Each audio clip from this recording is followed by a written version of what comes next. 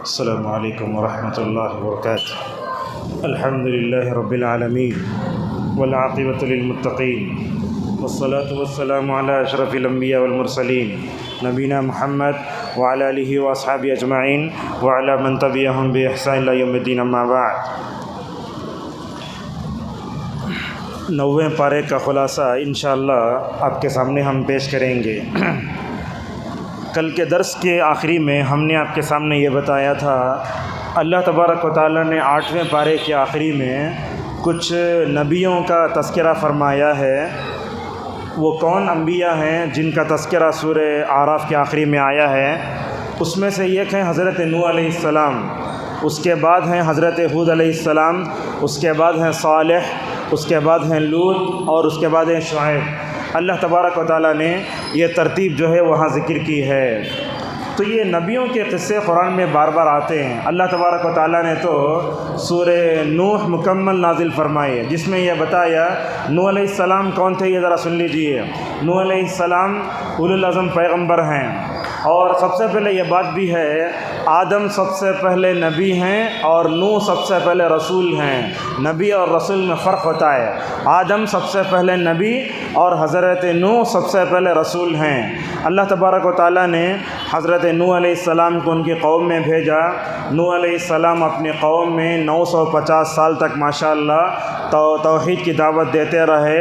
فَلَبِثَ فِيهِمْ أَلْفَ سَنَةٍ إِلَّا 50 عَامًا، مگر 950 سال تک رہ کر بھی ان کی قوم جو ہے سدھر نہیں سکی، حتیٰ کہ نوح علیہ السلام کا بیٹا اور نوح کی بیوی ہمیشہ کے لیے جہنم میں چلے گئی۔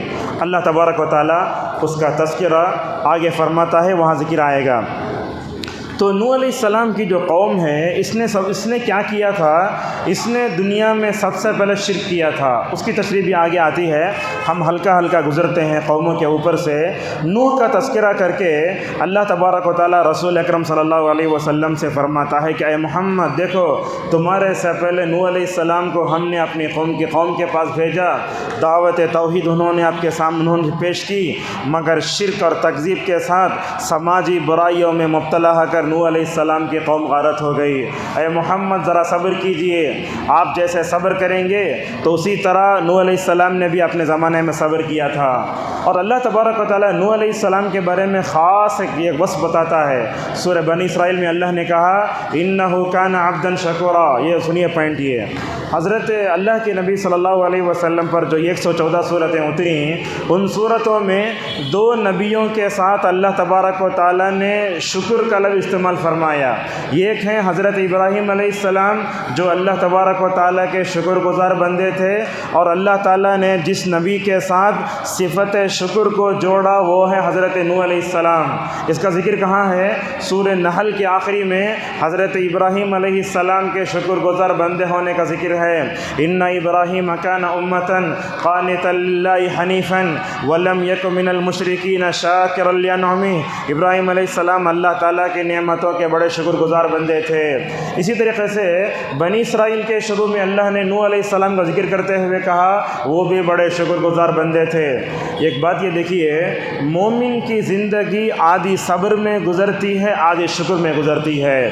جب نعمت آتی ہے تو وہ کیا ہوتا ہے؟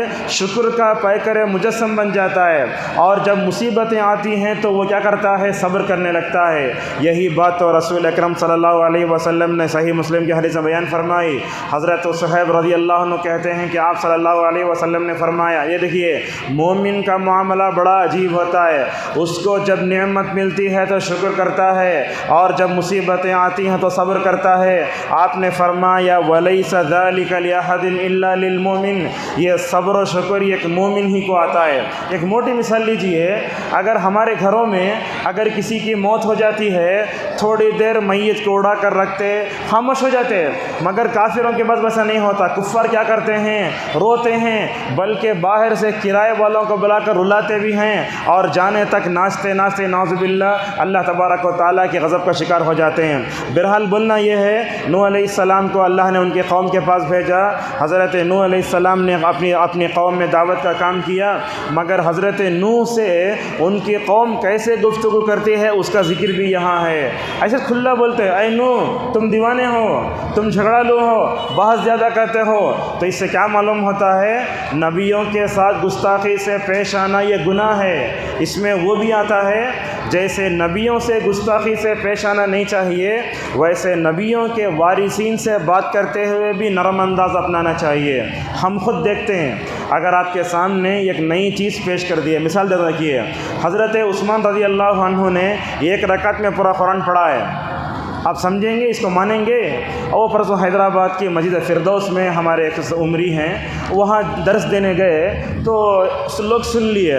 اب لوگ سننے کے بعد ایک نئی چیز ہے، ان کو ایک رکعت میں پورا قرآن کیسے پڑھے ہوں گے؟ ہم تو امت کے دوسرے طبقے کو بولتے ہیں شبینہ نہیں پڑھنا۔ اب وہ کیا ہے؟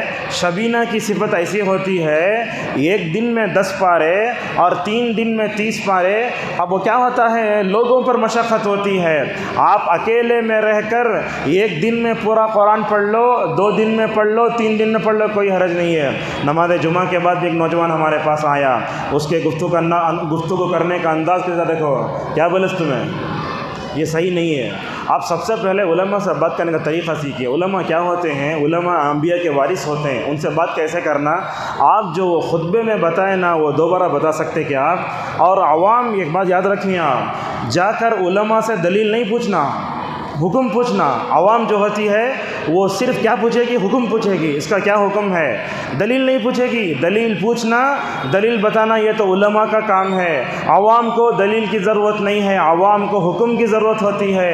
اس طریقے سے اگر ہم اس طرح اگر عوام کی تربیت کریں گے تو صحیح ہوگا، ورنہ تو کیا ہوتا ہے نیٹ میں جا کے نوجوان وہ حدیث نمبر لے گا تو دیکھو حدیث نمبر۔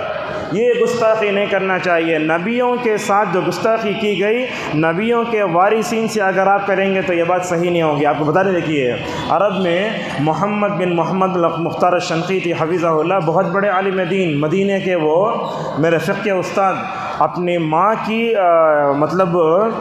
خدمت کرنے کی خاطر ماشاءاللہ شیخ شادیش نہیں کرے۔ آج کل جو کبار علماء میں ان کا شمار ہوتا ہے، ان سے ایک آدمی پوچھتا ہے شیخ، دیکھو سوال کرنے کا انداز کیسا ہے، شیخ میرے والدین میرے ساتھ رہتے ہیں، اس سے پہلے بولا تھا میں یہ واقعہ، تو شیخ کیا بولے سوال دہراؤ، انہیں بولتا ہے شیخ میرے والدین میرے ساتھ رہتے ہیں، سوال دہراؤ، 3 بار بولے۔ اب وہ سوال سمجھ میں نہیں آ رہا ہے کیا بول رہے ہیں، تو شیخ نے بعد میں بتایا میرے والدین میرے ساتھ رہتے ہیں مت بولو، بلکہ سوال کرنے کا انداز ایسے بدلو، میں اپنے والدین کے ساتھ رہتا ہوں، میں اپنے والدین کے ساتھ رہتا ہوں۔ بولنے میں کیا ہوتا، والدین میرے محتاج نہیں ہو جاتے۔ اگر آپ یہ بولتے ہیں میرے والدین میرے ساتھ رہتے تو آپ یہ بول رہے ہیں گویا میں والدین کو پال رہا ہوں، نعوذ باللہ۔ لہٰذا والدین کا حق دنیا میں ادا نہیں کر سکتے، لہٰذا علماء سے بات کرتے ہوئے نرم انداز سے بات کرو۔ آپ کوئی بھی حکم پوچھنا ہے، کچھ بھی کرنا ہے، اچھے انداز سے بات کرو، اور اس طریقے سے حدیث نمبر لے کے، قرآن کی آیت کا نمبر لے کے اس طریقے سے عوام کو حجت نہیں کرنا چاہیے۔ اچھے انداز سے بات کیجیے، آپ یہ کیسے ہوتا، یہ کیسے ہوتا، کیا ہے۔ اگر آپ غصہ کریں گے تو وہ بھی غصہ کرے گا۔ بات دیکھتے ہیں اسی سخت انداز میں بات کرنے کی وجہ سے ہمارے مساجد میں علماء نہیں ٹکتے، ہمارے مدارس میں علماء نہیں ٹکتے، بار بار چھوڑ کے کیوں چلے جاتے ہیں؟ ذمہ داروں جیسے پریشانی ہوتی ہے۔ لہذا اس طریقے سے انبیاء علیہم الصلاۃ والسلام کے ساتھ یہ قوم کے گفتگو کرنے کا جو انداز ہے اللہ تبارک و تعالیٰ بتانا چاہتا ہے، نبیوں کے ساتھ ان قوموں نے جو بڑا برا سلوک کیا وہ نبیوں کے وارثین سے کبھی نہیں کرنا چاہیے۔ اسی طریقے سے اللہ تبارک و تعالیٰ نے قوم عاد کا تذکرہ فرمایا، قوم سمود کا تذکرہ فرمایا۔ یہ قوم عاد کون؟ ان لوگوں کو تو اپنے گھروں پر بڑا ناز ہے۔ یاد رکھیے، اچھے گھر میں رہیں آپ مگر دل میں تکبر نہیں آنا، آپ اچھے مالدار رہو مگر دل میں تکبر نہیں آنا۔ اسی طریقے سے اللہ تبارک و تعالیٰ نے قوم سمود کا تذکرہ فرمایا۔ قوم سمود تو ایسی ہے، صالح علیہ السلام کی قوم، اللہ تعالیٰ نے اس قوم کے لیے پہاڑوں کو نرم بنایا تھا، پہاڑوں کو تراشتے تھے، ان سب کاریگری کے بعد بھی ہلاک ہو گئے۔ اسی طریقے سے اللہ نے قوم لوط کا تذکرہ فرمایا۔ قوم لوط کون؟ یہ قوم لوط کون ہے معلوم ہے؟ مردوں سے ضرورتیں پوری کرتے تھے، آج بھی ہو رہے ہیں۔ مرد مردوں ضرورت پوری کرنا، عورتوں کا عورت ضرورت پوری کرنا، میں آپ کو بتاؤں اسے بولتے ہم جنس پرستی کا رجحان۔ آج دنیا نے اس کو قانون کی شکل دے دی ہے، مردوں کی شادی مردوں سے ہوتی ہے، عورتوں کی شادی عورتوں سے ہوتی ہے، یہ دنیا میں سب چل رہا ہے۔ اللہ ہمارے نسل کو بچائے، پتہ نہیں ہندوستان میں کیا کیا حالات اس کے بعد آئیں گے۔ بے حیائی دن بدن بڑھتی جا رہی ہے۔ اسی طریقے سے اللہ تبارک و تعالیٰ نے قوم شعیب کا تذکرہ فرمایا۔ قوم شعیب یہ بڑے، دیکھیے شعیب علیہ السلام کو علامہ ابن کثیر رحمہ اللہ نے بڑے اچھا لقب دیا، کہا وہ انبیاء کے خطیب تھے۔ انبیاء کے خطیب کیا مطلب؟ خطیب بولتے خطبہ دینے والے کو۔ یہ حضرت شعیب علیہ السلام کو ماشاء اللہ تبارک و تعالیٰ نے تقریر کرنے کا ایسا نرالا انداز سکھایا تھا، دوسرے نبی اپنی قوم سے ویسے نہیں بات کر سکے جیسے حضرت شعیب بات کر سکے۔ کیسے بات کرے ماشاءاللہ۔ یہ کیا ہوا؟ حضرت شعیب علیہ السلام کے اندر بھی، یہ قوم شعیب کے اندر بھی بڑی خرابی تھی، ناپ تول میں کمی کرنا۔ حضرت شعیب نے اپنی قوم کو سمجھایا یہ مت کرو، مگر ایک وقت میں شعیب علیہ السلام کی قوم 3 عذابات کا شکار ہوتی ہے، اس کا تذکرہ سورہ شعراء میں ہم انشاءاللہ کریں گے۔ اس کے بعد اللہ تبارک و تعالیٰ نے فرعون اور موسیٰ کا تذکرہ فرمایا۔ فرعون کا تذکرہ کر کے کفار کو ڈرایا گیا، اگر تم موسیٰ کے ساتھ، اگر تم نبی کے ویسا کرو گے، یاد رکھیے دنیا میں جب بھی فرعون پیدا ہوتا ہے اللہ تعالیٰ موسیٰ کو بھیجتا ہے، یہ قانون ہے اللہ تبارک و تعالیٰ کا۔ لہٰذا فرعون کی مثال دے کر اللہ تبارک و تعالیٰ نے کفار مکہ کو ڈرایا، اگر تم سب مل کر نبی کریم صلی اللہ علیہ وسلم کو تو ستاؤ گے، تمہارا وہی انجام ہوگا جو فرعون کا ہوگا۔ اسی لیے سورہ انفال میں بار بار آیا کدابی آل فرعون، فرعون کو دیکھو۔ اور اسی طریقے سے اللہ تبارک و تعالیٰ نے موسیٰ کا تذکرہ کر کے رسول اللہ صلی اللہ علیہ وسلم کو تسلی دی۔ اور آج کے درس میں ایک اہم بات یہ ہے، اللہ کی پکڑ سے کبھی ہم کو بے خوف نہیں ہونا چاہیے۔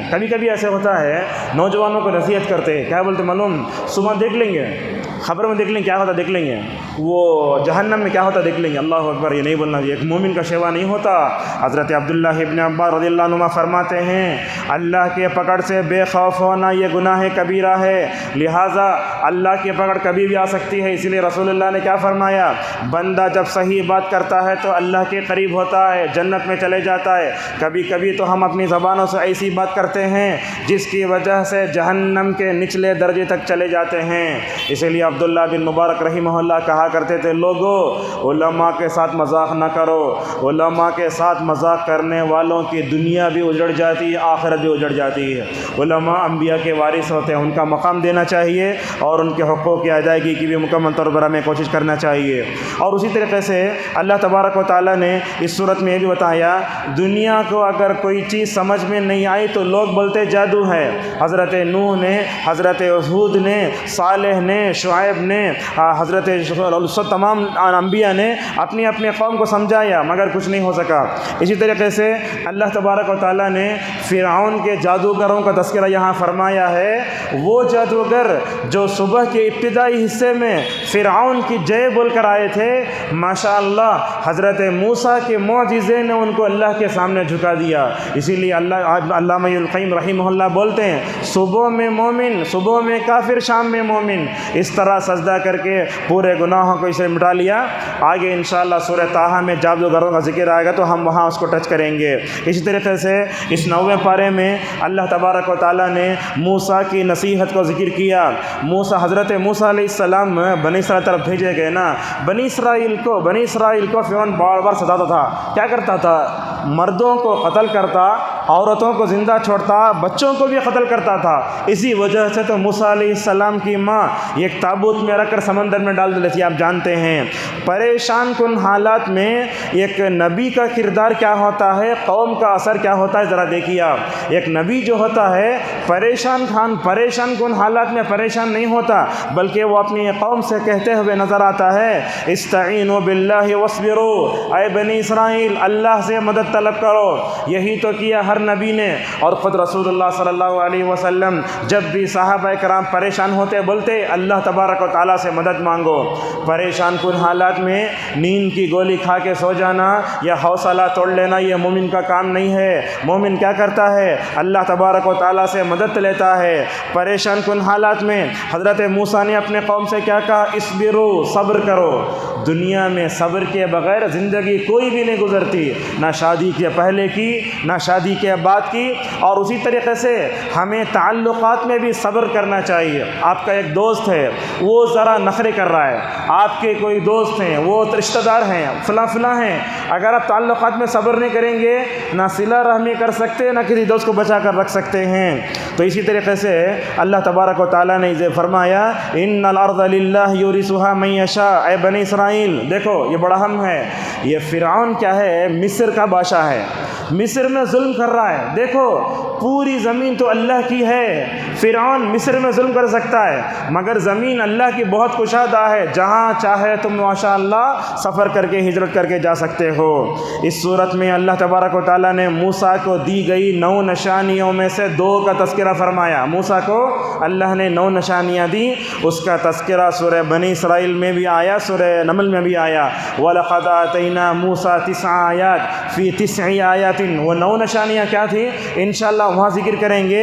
یہاں 2 نشانیاں ہیں، ایک تو یہ ہے اللہ تبارک و تعالیٰ نے موسیٰ علیہ بنی جو 9 نشانیاں دیں، وہ ایک نشانی یہ ہے اللہ تعالیٰ نے قحط سالی میں مبتلا کیا، ایک دوسرا یہ ہے پھل بھی کم ہو گئے۔ اسی طریقے سے اللہ تبارک و تعالیٰ نے اس پارے میں یہ بھی بتایا بدفعلی لینا۔ بدفعلی سمجھتے نا آپ لوگ؟ مسجد سے نکلے راستے میں بلی آ گئی، نہیں جانا، اب وہ الو بیٹھا بدفعلی آ گئی۔ اللہ تبارک و تعالیٰ فرماتا ہے جانوروں میں بدفعلی رہتے ہیں، نحوست، وہ گلی میں جاتے رہتے، لال پانی نہ تو لیو پڑا ہے، نہیں اگلنا، ایسا بدفعلی۔ اللہ تبارک و تعالیٰ تو فرماتا ہے دیکھو دنیا میں سب سے بڑی نحوست اگر کوئی ہے تو کفر کی نحوست ہے، دنیا میں سب سے بڑی نحوست ہے تو شرک کی نحوست ہے۔ تو اس طریقے سے اللہ کیا کیا؟ بنی اسرائیل نے موسیٰ سے کہا اے موسیٰ تم منحوس ہو۔ موسیٰ نے پلٹ کر جواب دیا تمہارے عمل میں جو نحوست ہے وہ میرے پاس نحوست نہیں ہے۔ لہذا جب بھی نحوست وغیرہ کا عقیدہ آتا ہے ایسے موقع پر حضرت عبداللہ مسعود رضی اللہ عنہ کی روایت آتی ہے، وہ نبی کریم صلی اللہ علیہ وسلم سے روایت کرتے ہیں، وہ دعا انشاءاللہ بعد میں ذکر کریں گے۔ اسی طریقے سے حضرت موسیٰ علیہ السلام بنی اسرائیل کو لے کر گزر رہے ہیں تو وہاں ایک واقعہ پیش آیا اجعل لنا الہا کما لہم آلہہ، ہمارے لیے معبود چاہیے۔ ایسا ہی ایک واقعہ رسول اکرم صلی اللہ علیہ وسلم کے زمانے میں آیا۔ حضرت ابو واقد اللیثی رضی اللہ عنہ کہتے ہیں دیکھیے ہم نئے مسلمان تھے، کفر سے مسلمان ہو کر آئے تھے، ابھی کفر ان کے ذہنوں میں، خون میں، دماغوں میں تھا۔ جب وہ حنین کے پاس سے ایک درخت کے پاس سے گزر رہے تھے، وہاں دیکھا کہ تلواریں لٹک رہی ہیں، کچھ لٹک رہے تھے، تو صحابہ نے کہا یا رسول اللہ یہاں تلواریں لٹکتی نا، آپ ہمیں بھی تلواریں لٹکانے دیجئے۔ اصل میں کیا ہے، وہ تلواریں لٹ کر وہاں نحوست کا عقیدہ تھا۔ تو اللہ کے نبی صلی اللہ علیہ وسلم نے سبحان اللہ کہا، تو اللہ کے نبی صلی اللہ علیہ وسلم نے صحابہ کے، وہ نئے صحابہ کے مطالبے پر سبحان اللہ کہا۔ اس سے معلوم ہوتا ہے اہل کتاب یہود و نصارہ کی مشابہت سے امت کو دور رہنا چاہیے۔ اس بارے میں اللہ نے ایک بات یہ بھی بتائی، کیا بتائی؟ حضرت موسیٰ علیہ السلام اللہ تبارک و تعالیٰ سے بات کرنے جاتے ہیں، وہ بات کرنے گئے۔ اب دنیا میں بڑے آدمی کے پاس بات کرتے انسان کیا کرتا؟ بہت دیر تک بات کرتا، خیریت کیا ہے، وہ ہے کیا، بولو، یہ لمبی بات کرتا۔ حضرت موسیٰ علیہ السلام اللہ سے بات کر رہے ہیں اور اللہ تبارک و تعالیٰ سے ہم کلامی کرنا یہ بہت بڑا شرف ہے۔ حضرت موسیٰ علیہ السلام اللہ سے بات کرتے کرتے محبت میں آگے بڑھ گئے، کہنے لگے رب ارنی انظر الیک، اے اللہ میں تجھے دیکھنا چاہتا ہوں۔ یہ سوال حضرت موسیٰ کو نہیں کرنا تھا، فرط محبت میں کر بیٹھے۔ اللہ تبارک و تعالیٰ نے کیا کہا؟ اے موسیٰ تم میرے اوپر ایمان رکھتے ہو، تمہارے اندر میری محبت تو ہے، لیکن تم مجھے دنیا میں دیکھ نہیں سکتے، لن ترانی، اللہ کو نہیں دیکھ سکتے۔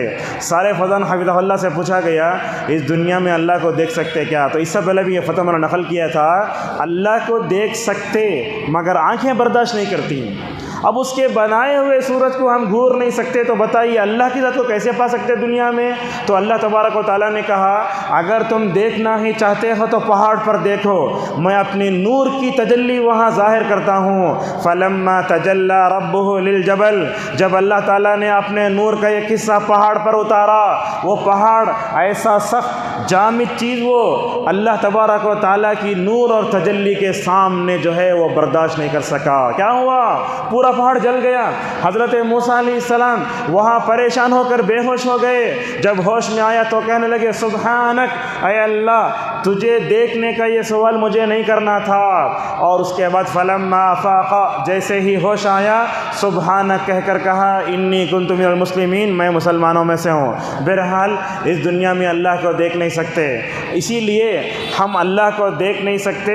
امت مسلمہ کی سب سے بڑی خوبی یہ ہے ہم اللہ کو دیکھے بغیر غائبانہ طور پر ایمان رکھنے، غائبانہ طور پر ہم اللہ کا ذکر کرتے ہیں، اس سے محبت کرتے ہیں، اس کی عبادت کرتے ہیں۔ اور غیر مسلموں کو دیکھیں آپ، وہ پتھروں کو پوجتے ہیں، کبھی کبھی تو ایسا ہوتا ہے ایسے ہاتھ رکھ کے کھڑے ہو جاتے ہیں، ایک وقت میں بت ان کے سامنے ہوتا ہے، دوسرے وقت میں بت کا وہاں سے غائب ہو جاتا ہے۔ ہمارا رب ایسا نہیں ہے، ہمارا رب تو ایسا ہے جس کی محبت، جس کے جلوے، جس کی قدرت کے مظاہر دنیا میں بہت ہیں۔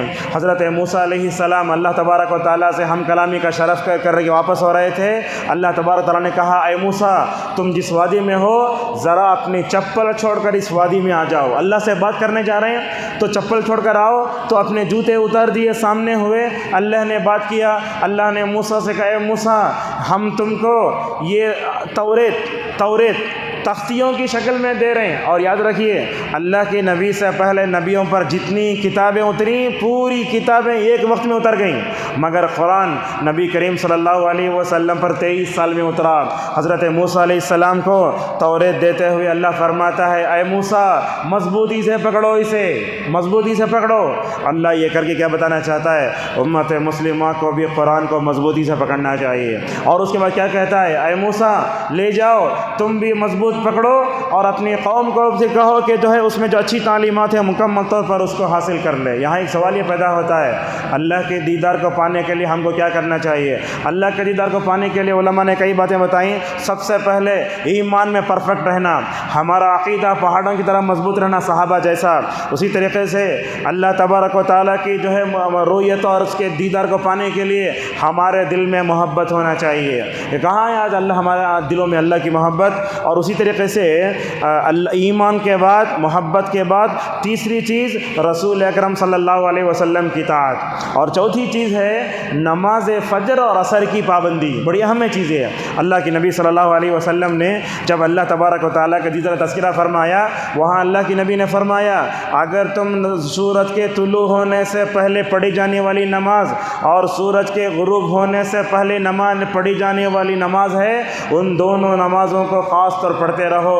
عبدالرزاق البدر حفظہ اللہ اس حدیث کو ذکر کرنے کے بعد کہتے ہیں جو لوگ نماز فجر اور عصر پڑھتے ہیں ان کے لیے اللہ کے دیدار کی محفل میں آگے بٹھایا جائے گا۔ حضرت عبداللہ مسعود رضی اللہ عنہ ایک بات کہتے ہیں، کتنی اچھی بات ہے، کہتے ہیں جمعہ میں جتنا آگے آؤ گے اللہ تعالیٰ جنت میں اتنا آگے بڑھائے گا۔ ہم لوگ کیا کرتے ہیں؟ تھام دیکھ کے بیٹھتے ہیں، فین دیکھ کے بیٹھتے ہیں۔ نہیں، آپ جمعہ میں امام کے قریب آنا۔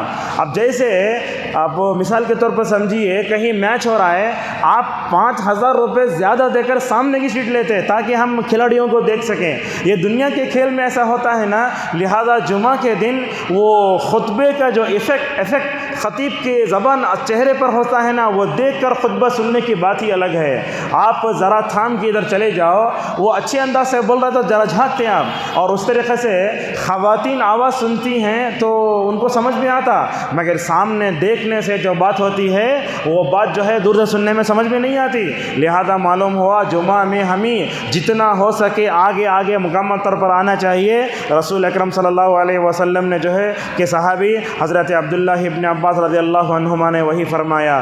اسی طریقے سے اللہ نے 90 پارے میں گائے کے تقدس کو بتایا۔ آج دیکھیں ہندوستان کے ماحول میں، یو پی وغیرہ میں دیکھیں گے آپ گائے نہیں کاٹ سکتے، اور اسی طریقے سے آپ دیکھیں گے کیرلا وغیرہ میں اگر عقیقہ کرنا تو لوگ بھینس کاٹتے ہیں، وہاں نہیں ملتے، بکرے نہیں ملتے، وہ لوگ بھینس کاٹتے ہیں، گائے کاٹتے ہیں۔ عقیقے میں پتہ نہیں کاٹنا ہے یا نہیں ہے، اس سے صرف نظر آپ کو بتانا چاہتے ہیں یہ غیر مسلموں میں خصوصاً شاید بدھزم میں یہ بہت ہے، جین مت میں بھی ہے، وہ گائے کے تقدس کو، گائے کو مقدس مانتے ہیں، گائے کو خدا مانتے ہیں۔ پوری دنیا کی تاریخ دیکھیں گے آپ، یہ گائے کی عزت، گائے کے بچے کی عزت، یہ سب سے پہلے یہ بیماری شروع ہوئی بنی اسرائیل میں۔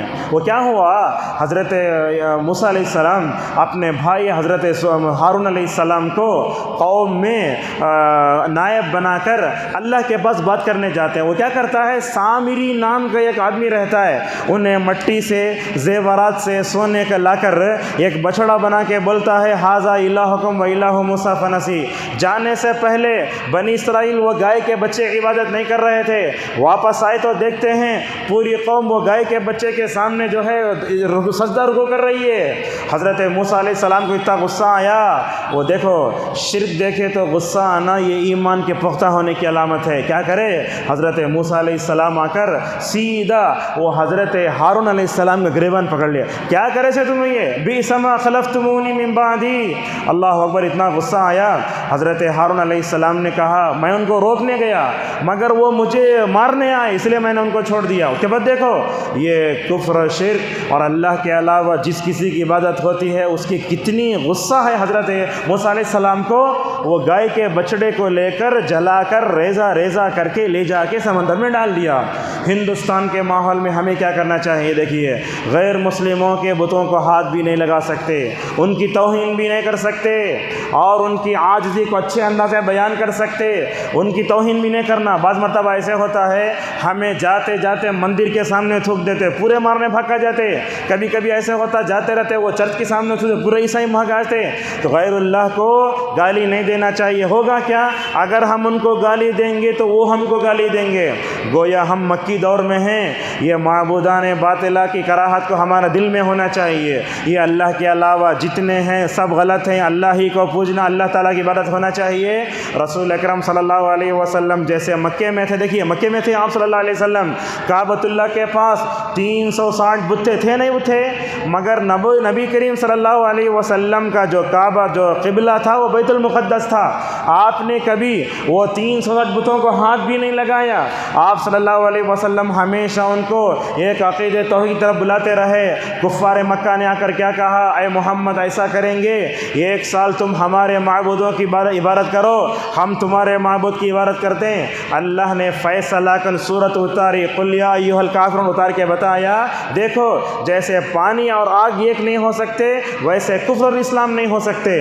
تو ہندوستان کے اس ماحول میں غیر اللہ کو گالی بھی نہیں دینا، ان کی توہین بھی نہیں کرنا، کچھ بھی نہیں بولنا، اپنے دل میں کراہت بیان کر کے ایسے ہی اپنے عقیدہ توحید کے مکمل طور پر دعوت دینا چاہیے۔ آپ کمپیئر کر کے بتاؤ اللہ کون ہے، معبودان باطلہ کون ہے، ہمارے خدا کی اور کیا کیا طاقتیں ہیں وہ مکمل طور پر اس طریقے سے بیان کرو۔ اور اسی طریقے سے اس پارے میں اللہ نے رسول اکرم صلی اللہ علیہ وسلم کی بعثت کا مقصد بتایا۔ اللہ کے نبی کیوں آئے؟ اللہ کے نبی معروف کا حکم دینے آئے، منکرات کا حکم منکرات سے روکنے آئے۔ اللہ کے نبی کیا پاکیزہ حلال چیزیں تھیں وہ دینے آئے، حرام چیزوں سے مکمل طور پر معاشرے کو بچانے آئے۔ اس صورت میں اللہ نے اور ایک بات بتائی، دیکھیے ہم پیدا ہونے سے پہلے اللہ تبارک و تعالیٰ نے سارے لوگوں کی روح کو جمع فرمایا تھا، جمع کر کے کیا پوچھا؟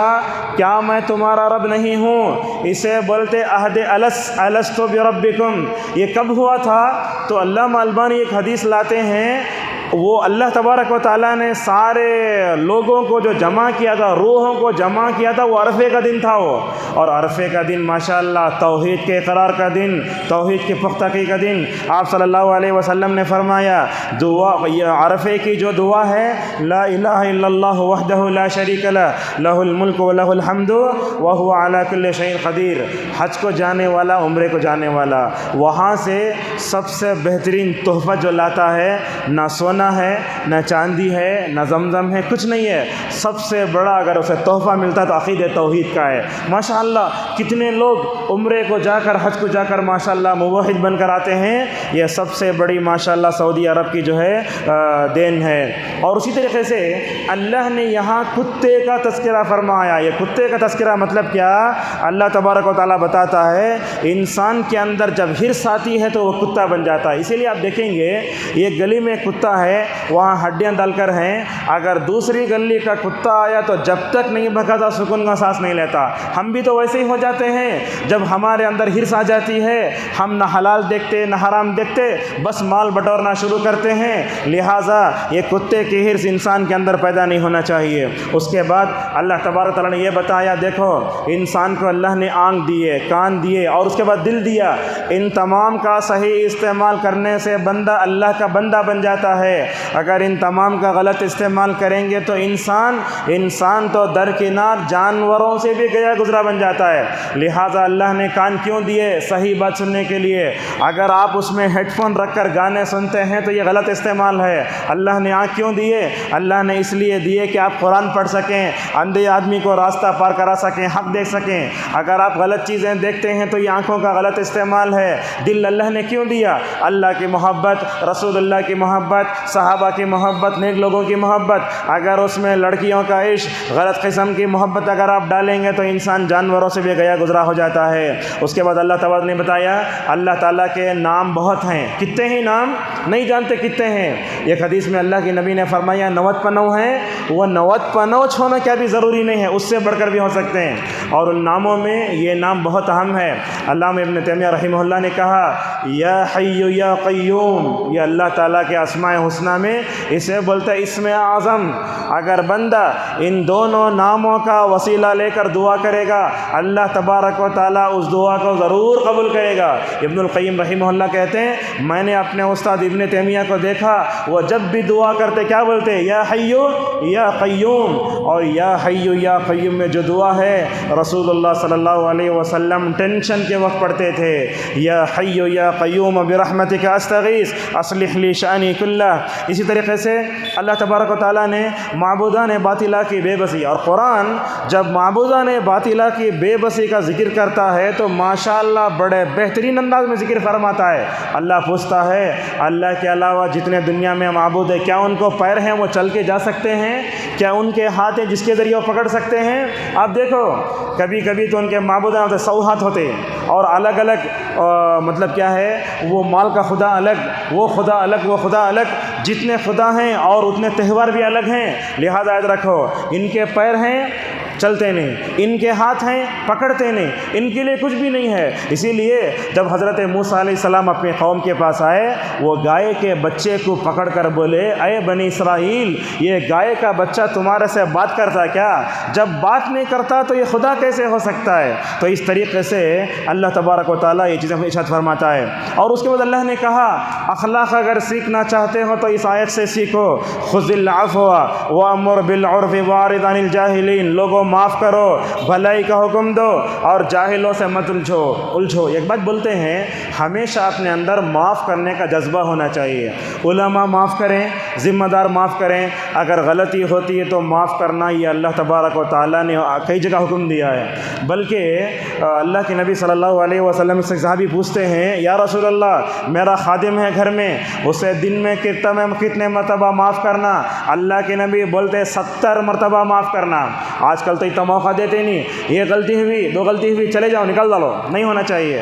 اگر ہم اللہ کی معافی کو پانا چاہتے ہیں تو مخلوق کو معاف کرنا ہوگا۔ یہی بات رسول اکرم صلی اللہ علیہ وسلم نے شب قدر کی دعا میں امت کو سکھائی، اللہم انک عفو تحب العفو فاعف عنا۔ شیطان جب بھی آتا ہے اعوذ باللہ پڑھو، نماز میں کھڑے ہو رہے ہیں اگر شیطان آ رہا ہے اعوذ باللہ پڑھو، اگر آپ وضو کر رہے ہیں اس وقت بھی اگر پریشانی ہو رہی اعوذ باللہ پڑھو، رات میں خواب میں پریشان ہو کر اٹھے اعوذ باللہ پڑھو۔ ہم کیا کرتے؟ جیسے ہی اٹھتے پریشان ہو کے رونا شروع کر دے۔ ہمارے بچے رات میں نیند سے بیدار ہو کے شیطان دکھ رہا ہے اعوذ باللہ پڑھو، ان کو آیت الکرسی پڑھ کے پھونکو تو اس طریقے سے شیطان کا حملہ ہوتا ہے۔ اعوذ باللہ، اور اعوذ باللہ جہاں جہاں پڑھنا ان مقامات میں ایک مقام کیا ہے، وہ غصہ آنے کا بھی ہے۔ حضرت عثمان بن ابی العاص رضی اللہ عنہ کہتے ہیں اللہ کے نبی کے ممبر کے پاس دو صحابہ آپس میں قرض کے معاملے میں لڑنے لگے، یہاں تک کہ مسجد نبوی میں آوازیں بلند ہو گئیں۔ اللہ کی نبی نکل کر دیکھے کون مسجد نبوی میں قرض کے معاملے کو لے کر اتنا اپنی آوازوں کو بلند کرتے ہیں۔ اللہ کے نبی صلی اللہ علیہ وسلم نے عثمان بن ابی العاص سے کہا اے عثمان، یہ غصہ جو آیا نا، ذرا غصہ کو ٹھنڈا کرنے کے لیے اعوذ باللہ پڑھو۔ عثمان بن ابی العاص رضی اللہ عنہ کہتے ہیں اپنے زندگی میں جب بھی مجھے غصہ آیا تو میں نے اعوذ باللہ پڑھا۔ بیوی سے جھگڑا ہوتا ہے اعوذ باللہ پڑھ لیجئے، اور اعوذ باللہ پڑھنے سے ہوتا کیا ہے ماشاءاللہ، شیطان کے حملوں سے مکمل طور پر ہم بچ جاتے ہیں۔ اور اسی طریقے سے اس صورت میں اللہ نے یہ بھی بتایا اللہ سے دعا کرو تو آہستہ دعا کرو۔ یہاں قنوت وتر میں جو دعا ہوتی ہے وہ تو نبی پڑھے خود ملا کے پڑھ لیتے ہیں، ورنہ تو رات کے اندھیرے میں آہستہ آہستہ اپنے رب کو انسان جب پکارتا ہے وہی دعا ہے۔ دیکھو حضرت زکریا کو اذ نادى ربه نداء خفیا، حضرت زکریا نے اپنے رب کو آہستہ سے پکارا، اللہ نے ان کی دعا سن لی۔ آہستہ دعا کرنے کے 10 فائدے علامہ ابن تیمیہ رحمہ اللہ بیان فرمائے، 2 فائدے آپ کے سامنے بیان کرتے ہیں۔ یہ کیا ہے؟ آہستہ دعا کرنے کا فائدہ یہ ہوتا ہے کہ بندہ تھکتا نہیں ہے۔ اگر آپ زور سے بولتے جاؤ 10 منٹ میں تھک جاتے آپ، مگر آہستہ تو تھکتا نہیں، ایک ہے۔ دوسرا کیا ہے؟ اخلاص پیدا ہوتا ہے۔ تیسرا یہ ہے آہستہ دعا کرنے کا فائدہ کیا ہوتا ہے؟ زور سے دعا کرے تو معلوم ہو رہا ہے انہیں بیوی مانگ رہا ہے، مال مانگ رہا ہے، حسد بھی کر سکتے۔